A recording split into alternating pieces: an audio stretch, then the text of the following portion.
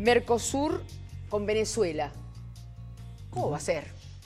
A ver, en el marco de lo que veníamos hablando sobre Paraguay, se suspende a Paraguay y hay una reunión en Mendoza, yo estuve en Mendoza, en que los cancilleres estaban discutiendo respecto al tema de la oportunidad. Esa reunión alineaba a los cancilleres mayoritariamente para postergar el ingreso de Venezuela, no para definirlo sine die, sino para, en el marco de esta presidencia pro tempore de Brasil, darle ingreso, y es a punto de partida la reunión de los jefes de Estado, a instancias de la presidenta de Brasil, que se toma esta resolución, que tiene como sustento un informe, entiendo yo, del alto representante renunciante, Samuel Pinheiro Guimaraes, que tiene que ver con la necesidad de en la actual situación de crisis del mundo global, con China decreciendo, con Europa con problemas, con Estados Unidos en situación muy difícil, la necesidad de expandir el Mercosur y aumentar el comercio intrarregional como una forma de atender la situación que se estaba planteando. A este tema se agrega la situación de Brasil respecto a Paraguay, vuelvo a repetir, ellos estuvieron tratando de que el Senado paraguayo habilitara el ingreso de Venezuela, a punto de partida surge esto que hablábamos de del eventual pedido de coima o de dinero para habilitarlo, y esto llevó a que se entendiera por parte de la presidenta de Brasil y solicitara que se activara el mecanismo de ingreso de Venezuela. Esa fue la reunión privada de los tres presidentes. Uruguay venía postergando este tema y había pedido que en todo caso se considerara en agosto y que no se considerara antes, y puesto sobre la mesa, Argentina tiene una decisión en ese sentido, puesto sobre la mesa, Uruguay decidió no vetar esta situación y habilitarla frente al pedido que había hecho Brasil, cosa que yo, en el contexto en que se dio, comparto plenamente. Yo hay un tema en el que insisto, que me parece que hay que ser muy claro. Cuando se habla de que hay parlamentarios paraguayos que pidieron coimas para aprobar el ingreso de Venezuela a Mercosur, es necesario que se diga quiénes fueron, porque es una situación muy grave para toda la región. ¿Eso no lo manejó la presidenta de Brasil? Y bueno, pero si la presidenta de Brasil maneja eso, tiene que decir quién fue.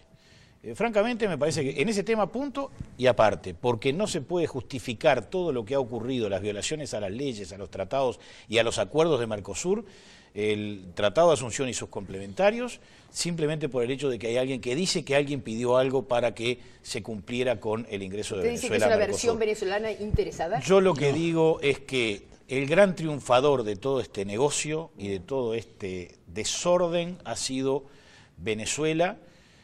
Creo que esto no tiene ningún beneficio para el Uruguay agregado.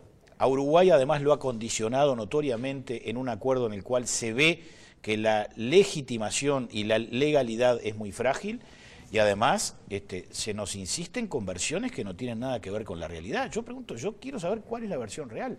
Primero, el diputado Bayardi dice que la presidenta de Brasil fue la que planteó el tema en la reunión de presidentes. Cuando dijo eso Mujica aquí, salió el asesor de la presidenta de Brasil, Marco Aurelio García, a decir públicamente que no era así, que en realidad el impulso lo había puesto Uruguay. O sea, nadie quiere hacerse cargo de la criatura. Todos dicen yo no fui, y el resultado terminó siendo Venezuela ingresando al Mercosur luego que se sancionó a Paraguay y sin que se cumpliera legítimamente lo que establece el Acuerdo de Asunción. Quiero decir además, y esto es bueno señalarlo, que los intereses de Brasil y los intereses de la Argentina no tienen por qué ser los mismos intereses del Uruguay. Y el Uruguay en esta situación ha perdido mucho más de lo que ha ganado. En primer lugar porque el ingreso de Venezuela a Mercosur, a Uruguay, no le significa desde el punto de vista comercial absolutamente nada más de lo que hoy día Uruguay tiene en acuerdos bilaterales en el marco de ALADI con Venezuela. En segundo lugar, notoriamente se ha violado la legalidad del Mercosur y notoriamente Uruguay ha quedado en posición disminuida respecto de las posiciones que asumen Argentina y Brasil. Al haber desaparecido Paraguay, el otro chico del digamos, porque no se han cumplido los extremos legales. Cuando se dice que a un país se le puede sancionar por aplicar... ¿No surge un nuevo Mercosur, Trovo? No, el Mercosur con esto, francamente... ¿UNASUR-Mercosur? No, pero lo que pasa es que tampoco se puede inventar. Mercosur tiene un proceso en marcha, inclusive de diálogo con Europa. Y yo creo, bueno, ahora ya se suspendió la reunión que se tenía prevista para el próximo mes con Europa para seguir las negociaciones. y dice Brasil que va a realizarse antes del fin de la presidencia pro tempore, pero en realidad ya se le ha dado largas a la negociación con Europa. Francamente, yo he escuchado colegas europeos que nos han dicho esto es una especie de muerte al Mercosur. Bien. En realidad, el impulso al ingreso de Venezuela lo dio el presidente Mujica en diciembre de 2011, ¿no? Bueno, pero si usted acaba de decir que fue la presidenta de Brasil... Fue en diciembre de 2011. Fue acá, en Montevideo, que planteó eso. O sea, que no hay contraposición. En la oportunidad... Con una fórmula jurídica que quería violar al Paraguay en la oportunidad, y que el presidente Lugo no aceptó. Pero estamos hablando de lo que dijo Marco Aurelio García, de cómo se dieron las cosas. Bueno, pero... En diciembre de 2011 se dio esa posición acá. Y en esta instancia en Mendoza, la posición de la presidencia de Brasil y de todos sus asesores fue la que determinó lo que yo planteé por los motivos que yo planteé. La necesidad de, en el actual contexto de crisis, expandir y no quedar rehenes de aquellos que venían maniatando y que vienen maniatando el proceso de integración por no admitir el ingreso de Venezuela. Este fue uno de los temas. Respecto a que en realidad Venezuela es nuestro cuarto socio comercial, yo creo que hay posibilidades de seguir expandiéndolo y hay posibilidades de expandir el Mercosur en el marco de generar una potencia de integración económica que sea más de lo que hoy es el Mercosur. Yo lo he dicho muchas veces, Alemania en el mundo no es nadie sin la Unión Europea. Alemania no es nadie. Brasil no es nadie sin el proceso de integración. Y al que crea que en realidad podemos defendernos en las dimensiones que tiene nuestro país en el mundo, en realidad no tiene, en mi opinión, idea de lo que es el mundo hoy desde el punto de vista de los procesos de negociación. Así que acá lo que hay es una firme voluntad de expandir el Mercosur en beneficio de los socios del Mercosur y a esto vamos. Respecto a la legalidad, porque acá se ha dicho muchas veces, el Ushuaia 1 está avalado por Paraguay. Sí. Ushuaia 1 plantea que en caso de ruptura democrática se llevará adelante las consultas. A eso fueron los cancilleres. No se hicieron a eso fueron los cancilleres. No lograron parar la mano como venía. No es el procedimiento. Y en el marco del artículo 5 se le sancionó.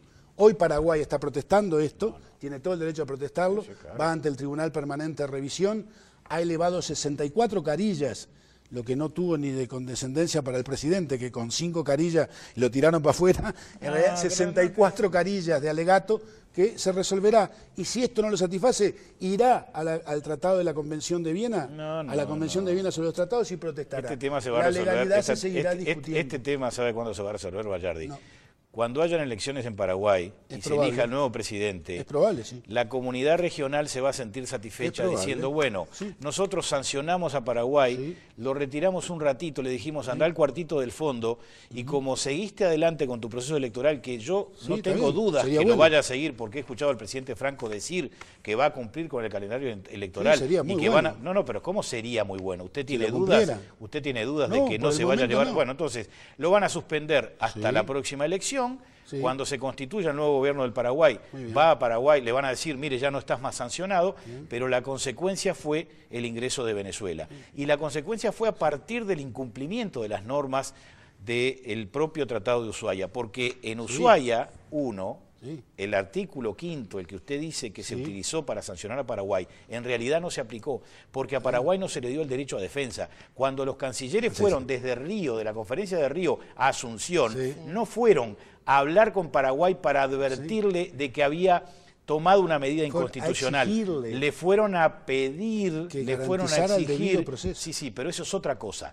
Otra cosa es, después de la medida que tomó el Estado paraguayo a través de sus órganos constituidos legalmente, el Parlamento sustituyendo al presidente, después de eso, después de eso usted sabe muy bien que lo que dice Ushuaia es que deberían haber tenido negociaciones y conversaciones con el gobierno del Paraguay, y no las tuvieron. Pero no solo no las tuvieron, sino que además humillaron al Paraguay al punto de impedirle, y usted lo sabe porque estaba en Mendoza, que ingresaran al hotel donde se iba a reunir la cumbre de Mercosur. O sea, realmente lo que acá aparece es que había una operación muy bien montada, que los paraguayos cándidamente ingresaron porque tuvieron un hecho institucional en un momento. Bueno, pero no se les dio la defensa necesaria para cumplir. ¿Qué les parece? Vamos a brindar con vino fino Sánchez Tañari. Yo no, por ponerle un punto acá, porque acá no hay un punto. Acá hay un punto seguido. Puntos suspensivos y la historia se va a ir resolviendo paso a paso, día a día, qué va a pasar con Paraguay, qué va a pasar con el ingreso de Venezuela y qué va a pasar con la región. Y con Uruguay. ¿Y para usted es necesario hacer un juicio político? No, ¿el gobierno, si tuvieran ustedes la mayoría parlamentaria? Esas son unas tonterías que se le han ocurrido a algunos legisladores del gobierno que dicen que nosotros estamos preparando un juicio político bajo ningún concepto. Dijo un legislador de la oposición. Nosotros lo que decimos, bueno, no fui yo ni fue alguien de mi partido. Yo lo que le digo es que nosotros queremos que Uruguay sea soberano y se le respete. Tiene el peligro de haber quedado afuera de este programa solo por el tiempo. Y no soy yo la de la censura. Hasta el domingo. Chao, hasta el domingo. Salud.